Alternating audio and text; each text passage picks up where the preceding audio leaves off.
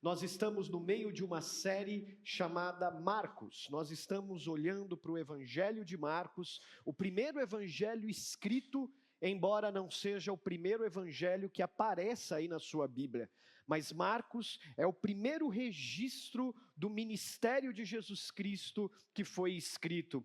Esse evangelista, ele foi alguém que andou com homens de Deus, com Pedro, com Paulo, com Barnabé, e a partir dos relatos desses homens, especialmente de Pedro, ele registrou esse testemunho maravilhoso do ministério de Jesus Cristo. No domingo passado nós iniciamos essa série. Se você não estava aqui, você pode ir nas nossas redes sociais e você vai encontrar os sermões que nós pregamos, não só dessa série, mas dos anteriores também, e você vai poder acompanhar essa série junto conosco. Hoje, então, eu tenho o desafio de dar continuidade a ela, e nós vamos olhar para os versículos de número 20 até o versículo de número 35, do capítulo de número 3 do Evangelho de Marcos. Marcos capítulo 3, versículos de número 20 até o 35.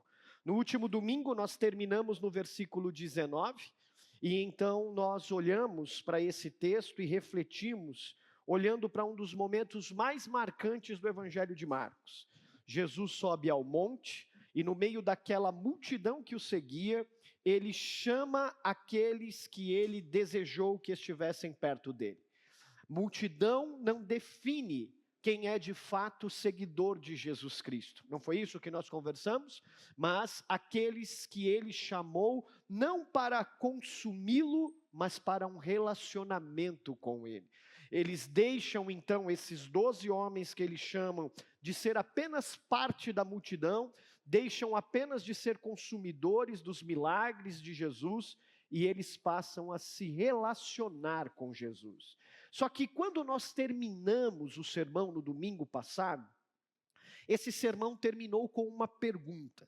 Jesus chama ali no versículo 13 do capítulo 3, esses homens para estar com ele e depois para os enviar. Mas a pergunta que fica é: quem de fato são esses discípulos? Ele chama homens para perto, para estar com ele, mas o que define um discípulo de Jesus Cristo? Estar próximo dele, a multidão também estava. Então Jesus chama para um relacionamento. Agora, esse relacionamento, ele é definido a partir do quê? O que define um relacionamento com Jesus? E é essa a pergunta que nós vamos responder hoje, a partir dos versículos 20 até o versículo 35. Vamos ler? Eu vou ler, você fica com a sua Bíblia aberta, acompanha comigo. O texto diz assim: Então Jesus entrou numa casa, e novamente reuniu-se ali uma multidão, de modo que ele e os seus discípulos não conseguiam nem comer. Quando seus familiares ouviram falar disso, saíram para trazê-lo à força, pois diziam: ele está fora de si. E os mestres da lei que haviam descido de Jerusalém diziam: ele está com Beelzebu, pelo príncipe dos demônios é que ele expulsa demônios. Então Jesus os chamou e lhes falou em parábolas. E ele disse: como pode Satanás expulsar Satanás? Se um reino estiver dividido contra si mesmo, não poderá subsistir. Se uma casa estiver dividida contra si mesmo, também não poderá subsistir. E se Satanás se opuser a si mesmo, e estiver dividido, não poderá subsistir também. Chegou o seu fim. De fato, ninguém pode entrar na casa do homem forte e levar dali os seus bens, sem que antes o amarre. Só então poderá roubar a casa dele. Eu asseguro que todos os pecados e blasfêmias dos homens lhe serão perdoados. Mas quem blasfemar contra o Espírito Santo nunca terá perdão. É culpado de pecado eterno. Jesus falou isso porque eles estavam dizendo: ele está com um espírito imundo. Então chegaram a mãe e os irmãos de Jesus. Ficando do lado de fora, mandaram chamá-lo. Havia muita gente assentada ao seu redor e lhe disseram: tua mãe e teus irmãos estão lá fora e eles te procuram. Jesus então disse: quem é minha mãe e quem são os meus irmãos? Então olhou para os que estavam assentados ao redor dele e disse: aqui estão minha mãe e meus irmãos. Quem faz a vontade de Deus, este é meu irmão, minha irmã e minha mãe. E esta é a palavra de Deus. Curve sua cabeça, eu quero orar com você. Deus bendito, obrigado por hoje. Obrigado porque o Senhor é tudo aquilo que precisamos. Obrigado porque o Senhor nos conduz a orarmos aquilo que sua vontade soberana já está agindo em nosso favor. Obrigado porque o Senhor é aquele que cuida de nós, mesmo quando nossos olhos não podem ver. Nós te pedimos que o Senhor fale conosco agora, ainda por meio da tua palavra pregada, e que por meio dela nossos olhos possam ser abertos à compreensão de que proximidade nos leva à ação de cumprirmos tua vontade, de não apenas o seguirmos, mas de vivermos teus planos, tua vontade nas nossas vidas, a fim de que o Senhor seja plenamente glorificado através de nós. Faz isso hoje por teu Espírito. É assim que oramos, em nome de Jesus. Você já percebeu que hoje, meus irmãos, quase tudo funciona por algoritmos, por alguma coisa que está determinando como eu e você vivemos, escolhemos e decidimos?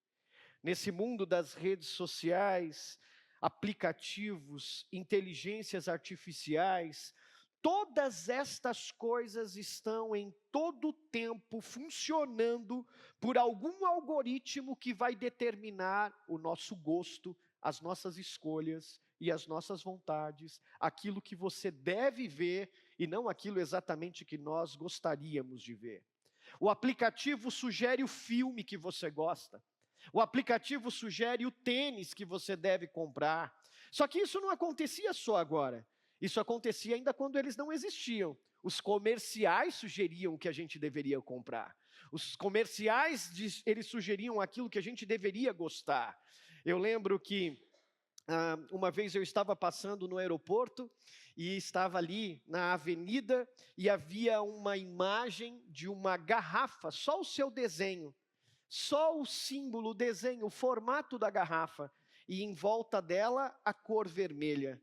Quando eu olhei para aquilo, o que aquela imagem me sugeria? Beba Coca-Cola. E eu gosto pouco de Coca-Cola, né? Então aquilo foi muito sugestivo para mim naquele dia. Em todo o tempo, as redes sociais, os comerciais, as imagens, os banners, eles estão mostrando não apenas as opiniões com as quais você concorda, mas eles estão sugerindo para você seus hábitos, suas vontades, suas decisões. O celular que você tem, ele já conhece os seus interesses. Você que usa aí inteligência artificial, o chat GPT, se você fizer uma pergunta para ele quem você é, ele já vai dizer para você, a partir de tudo que você já escreveu lá, seus gostos, suas vontades, suas impressões, seus sentimentos, todas as coisas, porque ele já conhece os seus interesses. E a gente vive cercado por toda essa tensão e pressão, por esses algoritmos, por essas mensagens subliminares em todo o tempo, que estão entregando para nós um mundo feito sob medida para nós.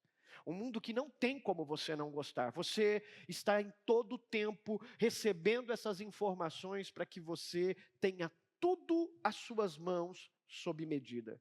Sem perceber, então, a gente começa a acreditar que tudo deve funcionar assim. Tudo ao passo das sugestões daquilo que queremos. O nosso casamento deve ser assim. Ele deve vir já pronto de uma forma que venha ao modo que eu espero que ele aconteça, sem esforço. sem eu ter que me dedicar. A gente espera sem perceber que inclusive Deus funciona dessa forma. Deus, Ele deve vir ao meu encontro, talvez por algum algoritmo, por alguma inteligência artificial, que já vai entregá-lo pronto para mim. E quando a gente tem essa impressão, esse funcionamento, inclusive sobre Deus, a gente quer um Jesus personalizado. A gente quer um Jesus adaptado às nossas preferências, às nossas vontades, aquilo que a gente gosta, aquilo que a gente acha que é certo, aquilo que deveria acontecer. E a gente não espera, a gente não admite que as coisas aconteçam de outro modo, porque um Salvador que confronta as nossas escolhas, não, isso não é possível. Eu estou acostumado, Jefferson, a ter tudo que eu gosto, do jeitinho que eu gosto, disponível, feito sob medida para mim. Todo canto que eu olho, as coisas estão entregando para mim algo de acordo com a minha preferência. Mas o Jesus que Marcos nos mostra aqui, ele nunca foi personalizado de acordo com as nossas vontades. O Jesus que Marcos mostra para nós, ele não vem por uma inteligência artificial ou por um algoritmo que agora ele percebe o seu movimento, onde você ficou olhando mais e ele fala: pronto, olha eu aqui fazendo a sua vontade e entregando para você aquilo que você quer consumir, aquilo que você quer ver.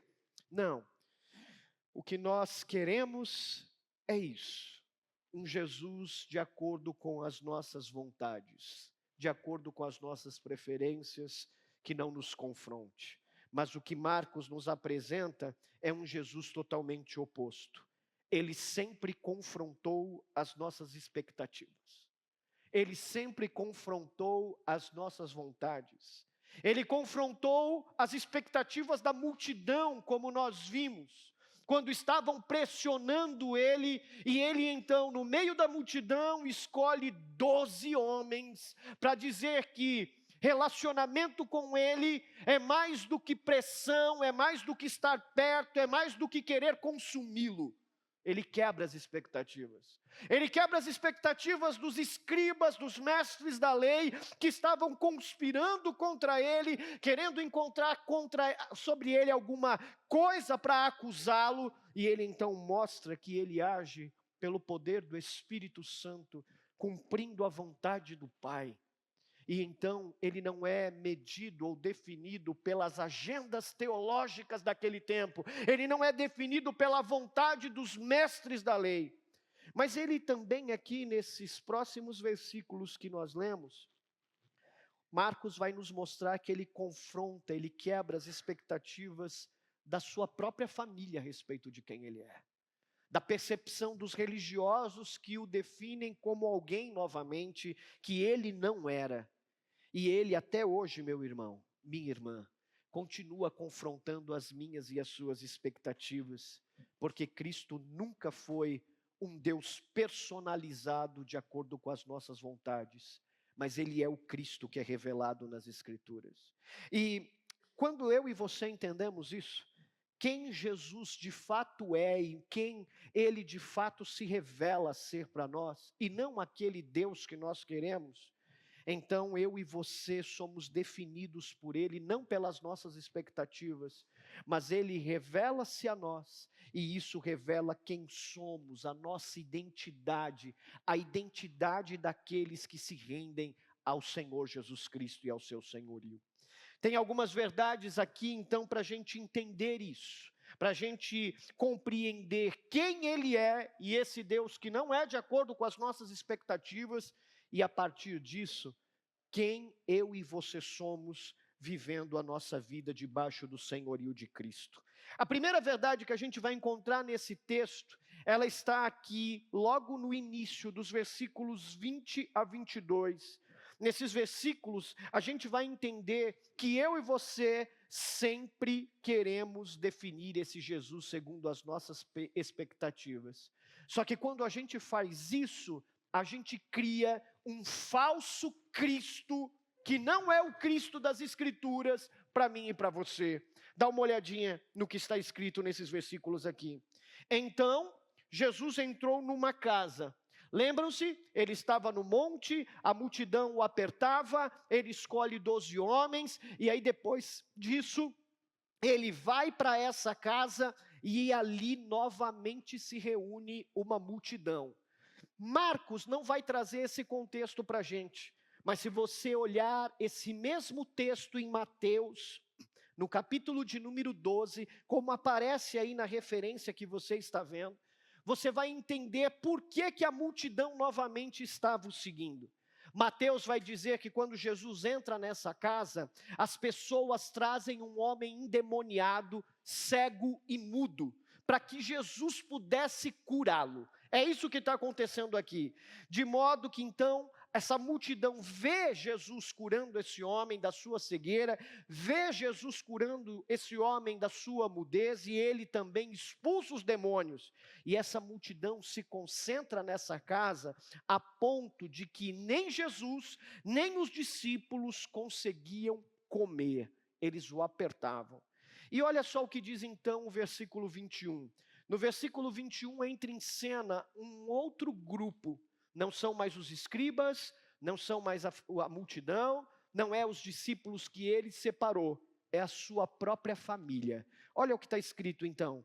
Quando seus familiares de Jesus, ele é o sujeito da oração que nós estamos lendo ali no versículo 20. Então Jesus entrou numa casa, e agora o versículo 21 vai dizer, quando seus familiares ouviram falar disso, eles saíram de onde eles estavam, eles saíram do lugar onde eles estavam para tentar persuadir Jesus e trazê-lo à força. E o que eles ouviram? Qual a mensagem que eles ouviram falar? De que Jesus estava curando, de que Jesus estava expulsando demônios, de que o Senhor Jesus curou um paralítico, como se você olhasse para o capítulo de número 1, capítulo de número 2 e visse tudo aquilo que Jesus está fazendo.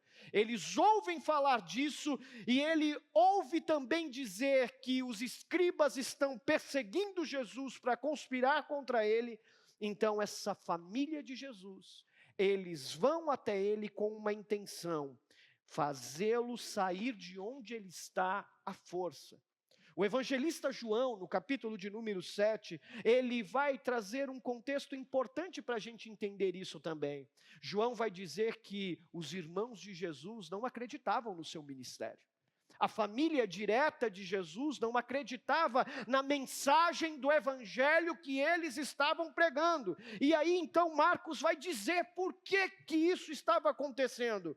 Eles queriam trazê-lo à força, pois diziam, ele está fora de si. A palavra grega que a gente lê aqui é alguém que está louco, alguém que perdeu o juízo, alguém que não está mais podendo dar conta da sua própria vida, porque ele está fora de si, o seu juízo não está normal, ele está fora de sentido. É assim que a família direta de Jesus estava vendo ele. E aí vem o versículo de número 22, e aí aparece novamente aquele grupo, os escribas, os mestres da lei, e eles não estavam ali em Cafarnaum, aonde Jesus estava. Eles vêm de longe, eles vêm de Jerusalém, do centro teológico, porque tudo aquilo que estava acontecendo com Jesus estava incomodando aqueles homens. E olha o que eles dizem: esse Jesus, ele está com Belzebu, o príncipe do poder das trevas, Satanás. Ele está com ele está trabalhando com ele está com o príncipe dos demônios. Ele curou esse homem da sua cegueira, da sua mudez, ele curou esse homem dos seus demônios, expulsando eles, mas na verdade ele não age em nome de Deus, ele está agindo por meio de Satanás. Ele trabalha com Satanás, é ele que expulsa demônios aqui, eles estão trabalhando juntos. Percebe que nesses três grupos que então Marcos está dizendo, a multidão, a família e os escribas, os mestres da lei, todos estão olhando para Jesus e todos estão chegando a uma conclusão sobre quem ele é. Todos. A multidão vê Jesus como alguém que atende às necessidades. Olha, Jesus, a gente viu lá na montanha, no monte, o que o Senhor fez. Está aqui então mais um para o Senhor fazer, mais um milagre. Está aqui um cego, ele não fala, ele está cheio de demônios. Então essa multidão procura Jesus, aperta Jesus, ocupa a sua agenda a ponto dele nem conseguir comer. Mas não porque eles reconhecem quem ele é, mas porque eles desejam que ele seja aquilo que eles querem. O Senhor precisa curar esse homem. O Senhor precisa expulsar esse demônio que está nele. Não porque ele era o rei, não porque eles desejam a mensagem do reino. Essa multidão deseja aquilo que o rei pode oferecer para eles. É isso que está acontecendo. E porque elas se aproximam dele, querendo aquilo que ele pode dar, esse consumismo que nós vimos no domingo passado, essa multidão está definindo Jesus como um prestador de serviço, como alguém que está sempre à nossa disposição, a hora que a gente quer, para o que a gente quer, com os algoritmos que a gente quer, com a disposição que a gente quer, para performar Jesus segundo a nossa vontade, segundo as nossas preferências. Porque a nossa oração, a oração dessa multidão não é seja feita a tua vontade, mas é seja feita a minha vontade, Senhor Jesus. E desde o Éden, eu e você estamos como filhos de Adão fazendo isso.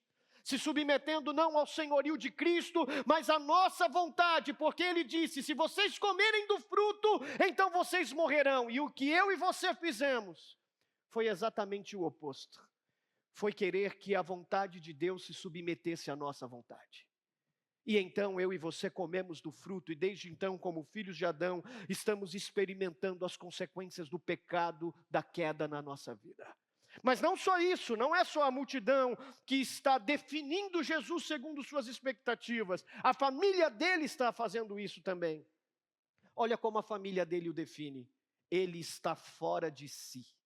É assim que a sua família o vê. Eles não negam quem Jesus é biologicamente. Eles inclusive se preocupam, eles saem de onde eles estão, porque eles ouviram falar o que está acontecendo, os mestres da lei estão conspirando contra ele, vai dar ruim isso daqui, ele está doido, ele está fora de si, ele perdeu o juízo, vai dar ruim, vamos lá salvar ele e levá-lo à força. Eles não negam quem ele é na sua missão. Eles simplesmente querem parar Jesus porque entendem que ele foi longe demais. E por isso eles dizem, ele está fora de si. Ele perdeu o juízo. Ele está indo além daquilo que ele deveria fazer. Porque essa família direta de Jesus, que não acredita, como João diz, inclusive no seu ministério, quer definir os limites da ação de Deus. E eu e você também somos assim. Queremos um Jesus se relacionar com Deus a partir dos limites que nós estabelecemos. Olha, o Senhor pode cuidar dessa área da minha vida, mas no meu casamento não mexe, no meu dinheiro não mexe. Porque se o Senhor fizer isso, não, Senhor, olha, eu sei o que é melhor para mim, o Senhor não tem ideia, o Senhor está fora de si, deixa que eu cuido dessa área da minha vida. A gente estabelece os limites. Mas os escribas fazem algo ainda mais grave. Não fosse só a multidão defini-lo como um prestador de serviço, a sua família como alguém que perdeu o juízo e passou dos limites, os escribas agora olham para ele e falam o seguinte para ele, ele está com Belzebu. Ele age, ele expulsa demônios pelo príncipe dos demônios, é por isso que ele está expulsando demônios. Então o que os escribas estão fazendo? Eles olham para os milagres que aconteceram no capítulo 1 e no capítulo 2, ele olha para o milagre que está acontecendo agora nessa casa, e eles concluem o quê? Ele está possuído por Satanás. Eles estão definindo Jesus também.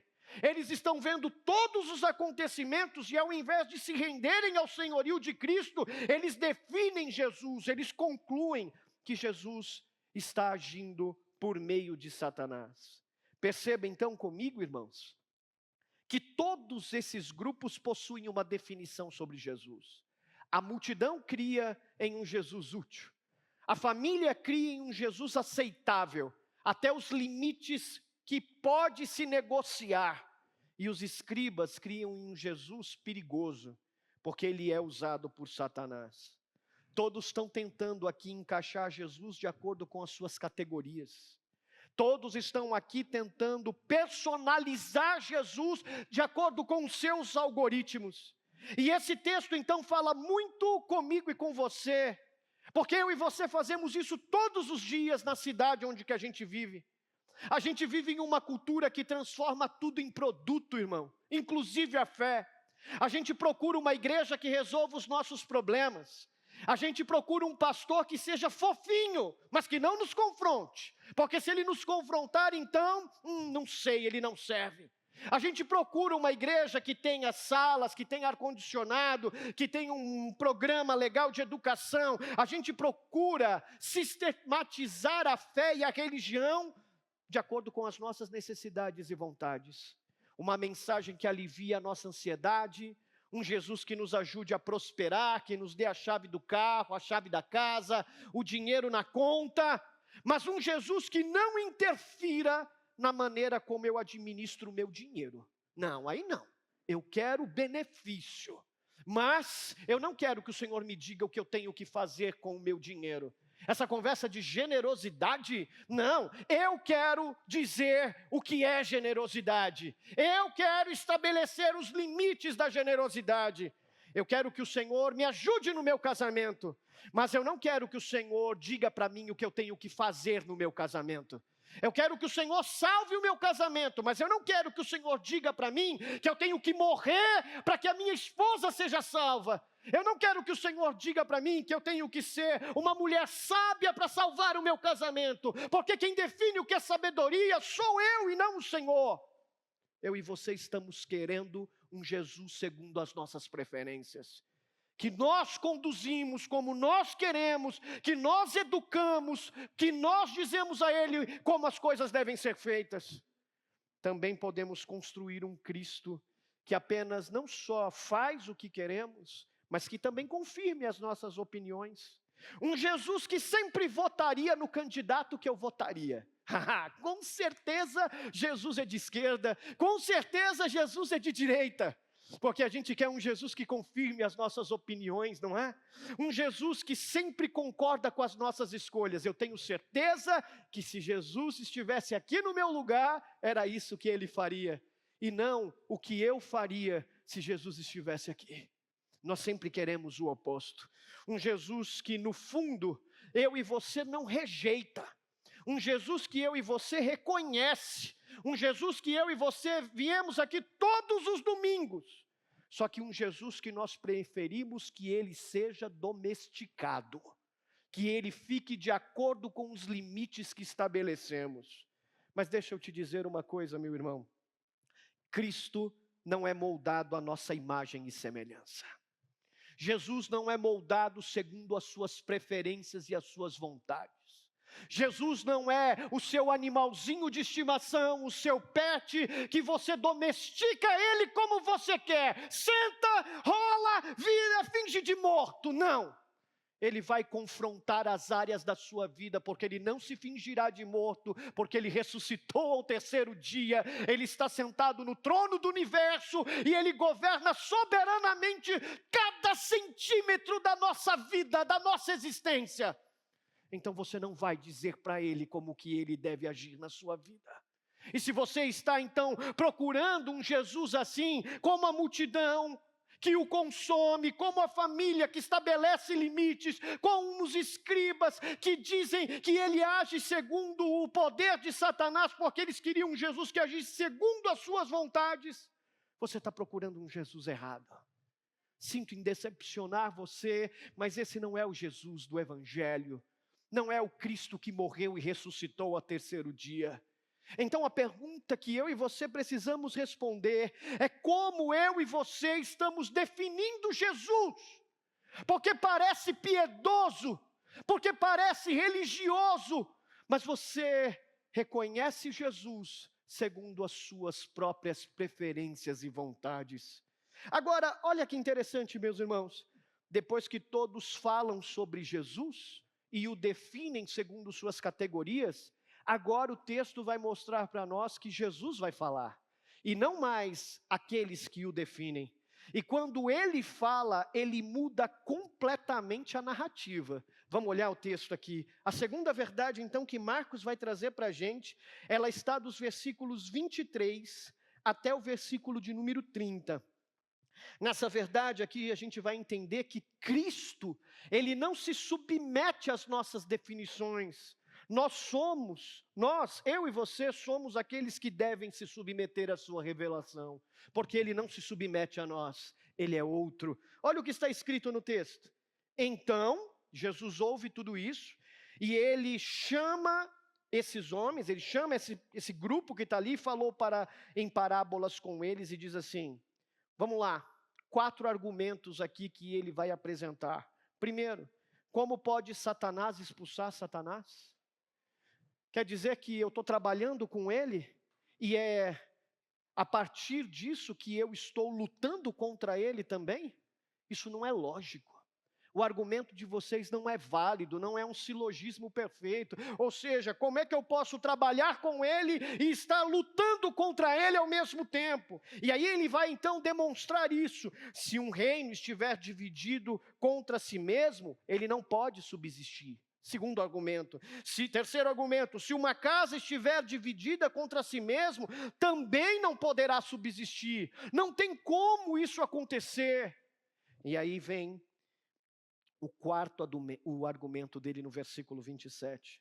De fato, ninguém poderá entrar na casa do homem forte e levar dali os seus bens, sem que antes o amarre. Só então poderá roubar a casa dele. Deixa eu então esclarecer para você o que está acontecendo aqui. Jesus ele vai revelar a partir desse versículo de número 27 quem ele é. Todos aqueles grupos estão definindo Jesus a partir de sua categoria. Agora ele vai dizer quem ele é. E ele primeiro então desmonta a lógica dos escribas. Como pode Satanás expulsar Satanás? Um reino dividido que vive dividido cai, uma casa dividida cai. Mas o centro da resposta está aqui no versículo 27. E ele vai dizer o seguinte: ninguém pode entrar na casa do homem forte e saquear os seus bens sem primeiro amarrá-lo. E ele fala por parábolas, não é? Então a pergunta é: quem é o homem forte? Que está na casa e é amarrado. Esse homem forte é Satanás. O Senhor Jesus Cristo está dizendo: olha, ninguém vai entrar na casa de um homem forte, no lugar onde ele está reinando, e vai tomar o que é seu sem antes vencê-lo, sem antes amarrá-lo. O Satanás é o príncipe deste mundo. Paulo já falou isso, ele já deixou claro para nós que ele atua, ele é o príncipe do poder das trevas, atuando em nosso meio. Então o Senhor Jesus Cristo está dizendo: ninguém vai entrar na casa desse homem forte e vai saquear o que é dele sem antes amarrá-lo. Quem entrou em sua casa e amarrou? Jesus. É ele que está dizendo isso. Eu entrei aonde Satanás estava agindo, no poder das trevas, e venci Satanás, amarrei o homem forte, eu o amarrei, e agora eu estou libertando aqueles que eram escravos dele. Capítulo de número 1 e capítulo de número 2, Jesus está curando, Jesus está expulsando os demônios. Chega aqui na casa um homem endemoniado, doente, Jesus expulsa o demônio. Jesus está dizendo assim: eu sou esse homem que entrou e venceu o forte, o amarrou, e estou saqueando, eu estou libertando. Perceba então que Cristo não veio negociar com o reino das trevas. Cristo não chegou até Satanás e disse: vamos conversar e vamos chegar num acordo. Cristo não está trabalhando junto com ele. Sabe o que Cristo veio fazer? Ele veio derrotar o poder das trevas. É isso que ele veio fazer. E essa é a sua identidade. Isso é quem ele é. Ele é o rei do reino de Deus. Ele é o Senhor sobre todas as coisas. Tudo que existe, existe por causa dele. E sem ele, nada do que existe seria feito. Ele é o princípio e o fim de todas as coisas. Ele é o Senhor soberano sobre todas elas. Então o que ele está dizendo é: enquanto vocês me definem a partir das suas preferências, eu vou dizer quem eu sou. Eu sou o rei que governa soberanamente sobre tudo, sobre todos, inclusive sobre os poderes de Satanás. Sou eu que venço o homem forte, entro na casa dele, o amarro e vou saquear. Eu vou arrancar de lá, porque eu sou soberano sobre todas as coisas. Sabe que maravilhoso é isso, meu irmão? É saber que, como povo de Deus, eu e você, embora vivamos num mundo caído, afetado pela queda, quem coloca os limites não sou eu e você. Quem coloca os limites é o próprio Deus, porque ele já venceu Satanás. E Satanás, ele é, como Lutero disse, o cachorro de Deus, que está na coleira de Deus, e ele vai até os limites que Deus já estabeleceu. Então deixa eu acalmar o seu coração. Você não precisa consumir Jesus. Você não precisa desconfiar dele, da sua sanidade, porque a sua vida está bagunçada e você então não entende Deus. Você não precisa desconfiar da sua ação e do seu senhorio, porque de acordo com o Evangelho de Marcos, ele é o rei que reina sobre todas as coisas, quer boas ou quer ruins. Então, o que essa acusação dos escribas diz para mim e para você? Ela diz para mim e para você que nós podemos descansar. E olha que glorioso, essa colocação dos escribas, ela é tão complexa, que um dos textos mais difíceis de argumentos que tem na teologia é esse daqui, que está aqui embaixo, sobre o pecado que não tem perdão, versículo de número 29, né? Mas quem blasfemar contra o Espírito Santo nunca terá perdão e é culpado de pecado eterno. E aí fica uma discussão teológica sobre isso, mas deixa eu tentar esclarecer para você o que é essa blasfêmia contra o Espírito Santo, só para que você acalme o seu coração. O que os escribas estavam fazendo é atribuir uma obra de Cristo a Satanás. E todas as vezes que eu e você atribuímos algo que é de Deus a outra coisa, eu e você estamos blasfemando. Então, o que é blasfêmia, Jefferson? É você atribuir a obra de Deus por meio de Cristo, no poder do Espírito Santo, a Satanás e aos demônios. E quem faz isso? Aquele que de fato seu coração já está tão obstinado que ele não é capaz de enxergar a glória e o senhorio de Deus sobre todas as coisas. Mas graças a Deus que Cristo nos alcançou e se revelou para nós. E quando ele se revelou para nós, olha o que Marcos diz isso, olha, eu estou falando isso no versículo 30, por quê? Porque eles dizem que eu sou um espírito imundo. Mas graças a Deus que eu e você não vemos o Senhor de acordo com as nossas definições. Nós não estamos vendo Ele como os escribas o viam, nós não vemos como a multidão o vê, nós não vemos como sua família o via, nós o vemos como o Senhor sobre todas as coisas, porque Ele é o Rei que governa soberanamente a nossa vida. Agora, eu e você vivemos em uma época que acredita que cada pessoa pode construir a sua própria verdade. É assim que nós vivemos. Mas Jesus não pede para mim e para você, especialmente nesse tempo, que cada pessoa define a sua verdade para ser reinterpretado segundo as nossas preferências. Deus não pede para que você o reinterprete a partir do marxismo cultural. Deus não pede para que você interprete ele a partir da sua definição política. Deus não pede para que você reinterprete ele a partir dos seus valores. A sua fé, ela não começa quando encontramos Jesus, quando você o encontrou, e então isso combinou com você. Ela começa quando encontramos o verdadeiro Cristo, aquele que reina soberano sobre todas as coisas, e percebemos que nós então precisamos mudar as nossas convicções, as nossas definições sobre quem Ele é, e se render àquilo que Ele diz sobre si mesmo. Nós queremos decidir quem Jesus deve ser, mas de acordo com a palavra de Deus, o problema da nossa geração é o excesso de perguntas, de respostas por si próprio, de autonomia.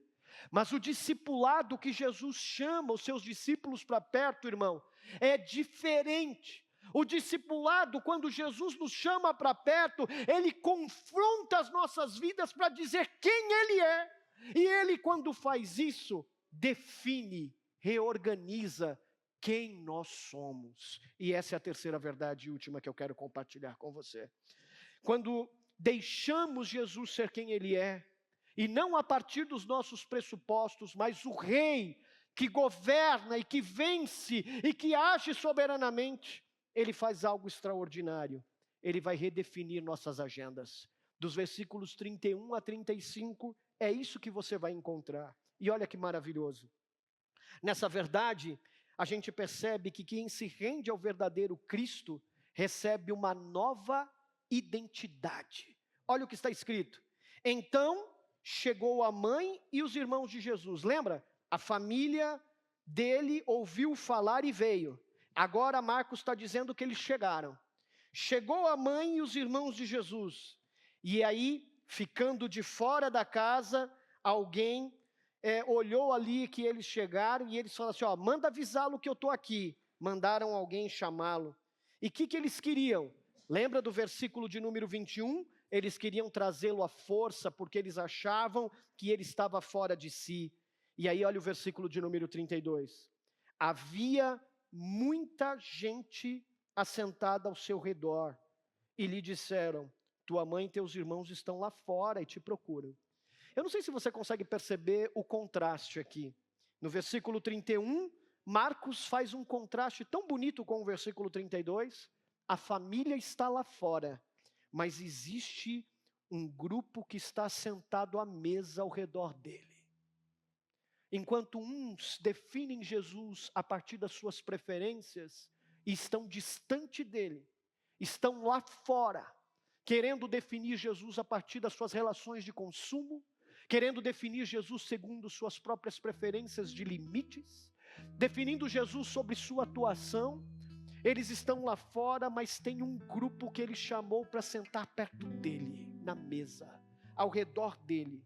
E aí esse grupo diz, olha, tua mãe e teus irmãos, eles estão lá fora e te procuram. E aí no versículo 33 ele diz assim, quem é minha mãe e quem são meus irmãos? Olha só o que está acontecendo. Marcos volta à família, apresenta que eles estão lá fora, apresenta os discípulos ao redor da mesa. E aí Jesus faz essa declaração, perguntando, quem é minha família? Quem é a minha mãe e quem são meus irmãos? Então no versículo 34 ele vai responder essa pergunta. Ele vai dizer, então olhou para os que estavam sentados ao seu redor. Ele não olhou para a multidão, ele não procurou, cadê minha família? Onde eles estão? Não estou vendo, está muito cheio aqui. Ele olha a partir da provocação de quem é de fato a minha família, ele olha para os que estavam ao redor dele, e aí ele responde, aqui estão minha mãe e meus irmãos. Deixa eu te dizer, Jesus estava rejeitando sua família? Não, Jesus estava redefinindo aqueles que de fato são seus discípulos e seguidores dele. É isso que ele está fazendo. Então, ele está dizendo nessa declaração que vai encerrar toda essa narrativa sobre quem de fato é discípulo de Jesus. Sobre aqueles 12 que ele separou para ficar perto dele, e agora ele está dizendo, agora eu vou dizer como esses discípulos que estão perto de mim, eles serão reconhecidos como meus discípulos. Como esses homens que agora vivem na intimidade comigo, eles vão ser vistos como de fato discípulos de Jesus. Porque lembra, nunca foi sobre estar perto dele, tem algo mais. E aí ele vai dizer o que é esse algo a mais. Quem faz a vontade de Deus. Aqui estão minha mãe e meus irmãos. E quem são? Quem faz a vontade de Deus. Este é meu irmão, minha irmã e minha mãe. Agora a gente entende. O discípulo não é definido por seguir Jesus apenas. O discípulo de Jesus não é definido pelo laço sanguíneo. Ele não é definido pela tradição religiosa. não é definido pela proximidade física, ele é definido não pelo conhecimento religioso. O discípulo é aquele que vive debaixo do senhorio de Cristo. Faz a tua vontade na minha vida, Senhor, porque Ele, o Senhor, é o Rei sobre todas as coisas, que venceu o poder das trevas, que amarrou Satanás, que venceu sobre ele, que entrou na casa do valente e o venceu. Marcos está dizendo para mim que mais do que cumprir agendas, do que acompanhar Jesus de perto, mais do que definir segundo as suas preferências, ser discípulo é fazer a vontade de Deus. Ser discípulo é se curvar diante dele, e ao invés de orar, seja feita a minha vontade, é dizer, seja feita a tua vontade, Senhor. Talvez não será bom, de acordo com as minhas preferências. Esse algoritmo do Senhor não bate com o meu. Eu queria uma coisa mais colorida, mas o Senhor está enchendo a minha vida de linhas escuras, de linhas cinzentas. Eu não consigo entender por que eu estou sofrendo desse jeito, por que as coisas não vão, Senhor. A minha família são aqueles que fazem a minha vontade. Mas o que significa a vontade de Deus, Jefferson? Porque se a gente não responder essa pergunta, a gente pode cair na ideia de que fazer a vontade de Deus é um conjunto de regras, de moralismo, de situações A ou B, que se a gente cumprir, vir todo domingo para a igreja, se a gente cantar, levantar a mão na hora do louvor, então pronto, eu estou fazendo a vontade de Deus. Não, meu irmão, o próprio Marcos respondeu para nós o que é fazer a vontade de Deus. Olha o capítulo 1, vai lá. E dá uma olhadinha comigo no versículo de número 15. Quando Jesus está chamando os primeiros discípulos, ele vai dizer o que é fazer a vontade de Deus. Então ele diz o seguinte: o tempo é chegado, o reino de Deus chegou, ele está aqui, o reino de Deus é esse, arrependam-se. Isso é fazer a vontade de Deus. Arrependam-se e creiam nas boas novas, no Evangelho. E olha o que diz o versículo 17. Então, depois de se arrepender, depois de crer, depois de você crer que Ele é Rei, e que você não pode defini-lo segundo suas preferências, então siga-o, segue Ele, anda mais perto, anda ao redor, senta à mesa. Não fica do lado de fora querendo definir quem Ele é a partir da sua lógica. O reino chegou, arrependam-se, creiam nisso. Não é mais sobre vocês, não é sobre suas preferências, sobre os algoritmos da sua vida. Deixa isso, abandona. Se arrepende, cai de joelhos, pede perdão, se arrependa. Entrega a sua vida, a sua agenda, seu casamento, seus filhos, entrega o seu dinheiro, entrega seu trabalho e diz: reina sobre mim, Senhor, reina sobre as áreas da minha vida que eu não tenho controle, que eu estou tentando colocar e encaixar o Senhor.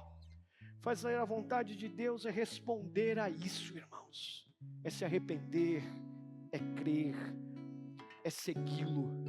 E segui-lo implica em fazer a vontade dEle. E olha que maravilhoso. Quando a gente então entende isso, a gente está dizendo: nós queremos viver sob o seu governo, Senhor. Foi exatamente isso que aconteceu no monte. Jesus chamou aqueles homens, eles vieram e agora Jesus está revelando quem eles devem ser, se quiserem andar mais próximos.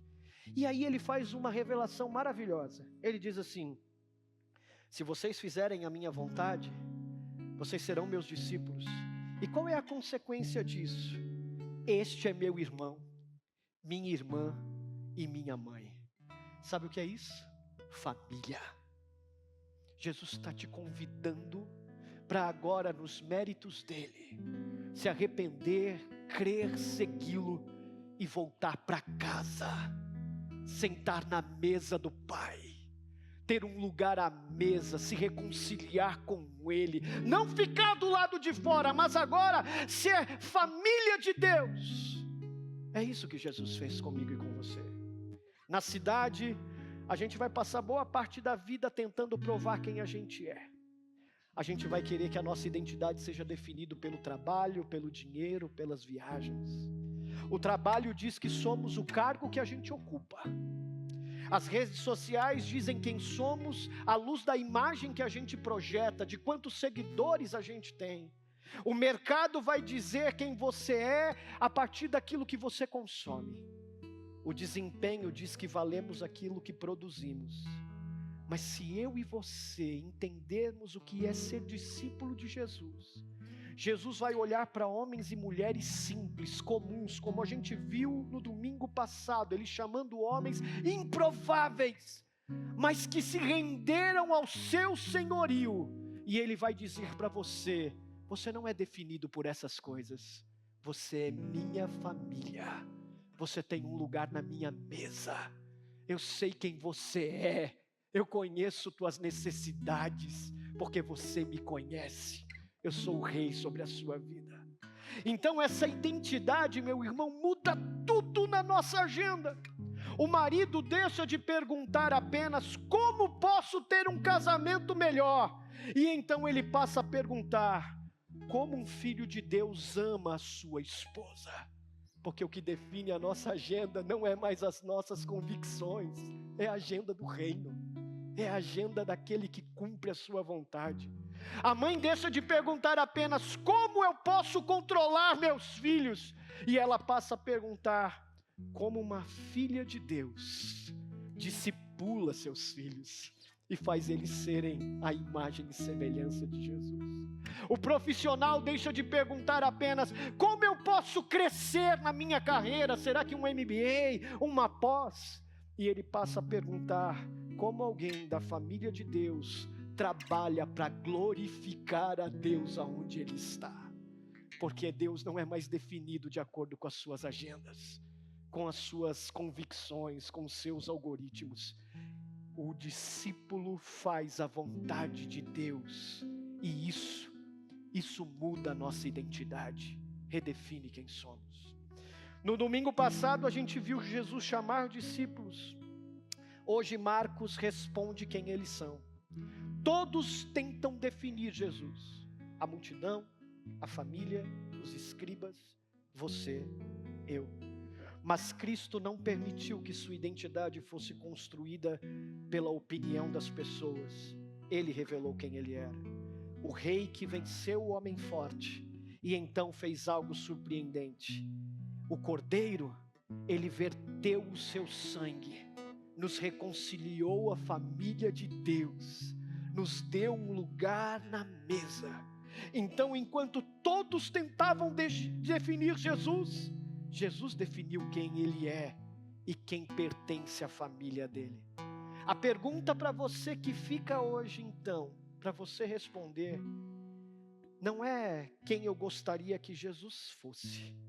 A pergunta é: estou disposto a deixar Jesus ser quem ele é na minha vida e eu fazer a sua vontade? Então sim, irmão, se você quer que Jesus seja quem ele é e você está disposto a fazer a sua vontade, então você é família de Deus. Porque somente quando Cristo ocupa o lugar dele na nossa vida, você vai descobrir quem realmente você é, família de Deus. Quero orar com você. E talvez nessa oração você vai perceber que existe uma pessoa aí que anda definindo Jesus a partir das suas agendas, das suas vontades. E está tudo bem, eu faço isso todo dia. Eu faço isso todo instante em situações da minha vida. Eu não sou melhor do que você, mas como bons pecadores, eu e você não precisamos continuar assim na força do nosso braço. A gente pode se render ao senhorio dele e fazer a sua vontade. Então ore por isso. Tenha um minuto com Jesus para dizer isso para ele: Senhor, eu estou tomando as rédeas da minha vida em várias situações e definindo quem o Senhor é. mas a partir da tua palavra eu quero que hoje o Senhor seja quem tu és na minha vida. E quando o Senhor fizer isso, me ajuda a fazer tua vontade. Obrigado, Jesus. Obrigado por hoje. Obrigado porque o Senhor é tudo o que precisamos. O Senhor é o nosso pastor. De nada teremos falta. E é nessa certeza de que eu e meus irmãos, como bons filhos de Adão, podemos descansar. Porque se por um lado tentamos definir quem o Senhor é, por outro, tua palavra escancara e abre os nossos olhos, mostrando que o Senhor não é definido pelas nossas preferências, que o Senhor não é domesticado segundo as nossas vontades, mas que tu és o Cristo, o Filho do Deus vivo. Por isso, nos joga de joelhos em arrependimento hoje. Faz-nos crermos em Ti, não de acordo com as nossas preferências, mas a partir de quem Tu és. Governa soberanamente as nossas vidas e nos faz seguidores que cumpram a Tua vontade em todas as áreas da nossa vida. E então, Senhor, nos dá um lugar à mesa, na família de Deus, porque nós não somos mais definidos por qualquer outra coisa, mas por quem Tu és, Senhor. É assim que oramos em Teu nome. Amém.